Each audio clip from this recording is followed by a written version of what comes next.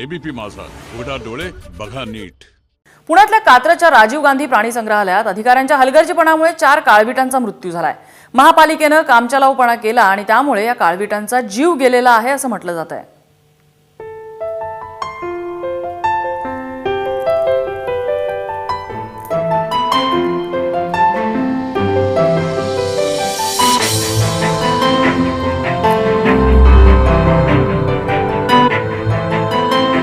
पुण्याच्या राजीव गांधी प्राणी संग्रहालयातल्या 34 काळविटांपैकी 4 काळविटा आज या जगात नाहीत।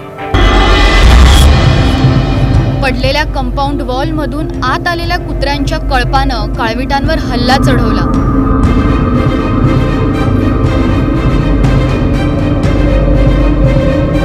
काळविटांच्या खंदकाभोवती असलेली भिंत मागच्या वर्षी आलेल्या पुरात पडली, पण महापालिकेनं भिंत उभारण्याऐवजी पत्रे लावून वेळ मारून नेली आणि हाच निष्काळजीपणा काळविटांच्या जीवावर उठला।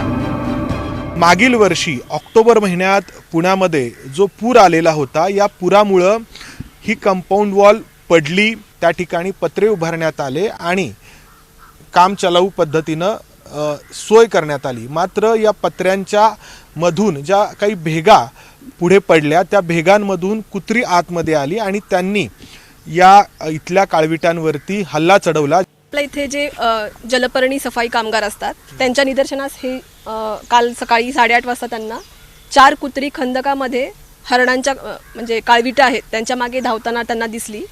तर त्यांनी ही स्वतः त्यांना हटकायचा प्रयत्न केला, पण ते एकटेच असल्यामुळे आणि ते त्यांना सक्षम नव्हते, त्याच्यासाठी त्यांनी आपले जे सुरक्षा कर्मचारी आहेत त्यांना ताबडतोब अवगत केले।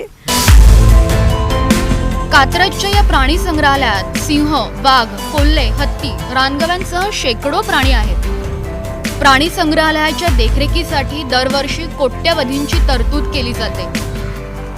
मग असं असताना एक भिंत पालिकेला का बांधता आली नाही? काळविटं तर मेली, परंतु त्याचबरोबर महापालिकेतील अधिकाऱ्यांची संवेदनशीलता देखील मेली आहे का? हा प्रश्न विचारण्याचं कारण म्हणजे पावसाळ्यात कोसळलेली भिंत महापालिकेतील अधिकारी अनेक महिन्यानंतर देखील बांधू शकले नाहीत। त्याच्याही पुढं ही भिंत बांधण्याची जबाबदारी नक्की कोणाची होती याबाबत बोलण्यास ना महापालिकेचे आयुक्त तयार आहेत, ना अतिरिक्त आयुक्त, ना प्राणी संग्रहालयाचे संचालक। एका काळविटाची शिकार केल्यानं सलमान खानला तुरुंगात जावं लागलं होतं। आता पुण्यातल्या या 4 काळविटांच्या मृत्यूला जबाबदार असणाऱ्या अधिकाऱ्यांवर कुठली कारवाई करायची असा प्रश्न विचारला जातोय।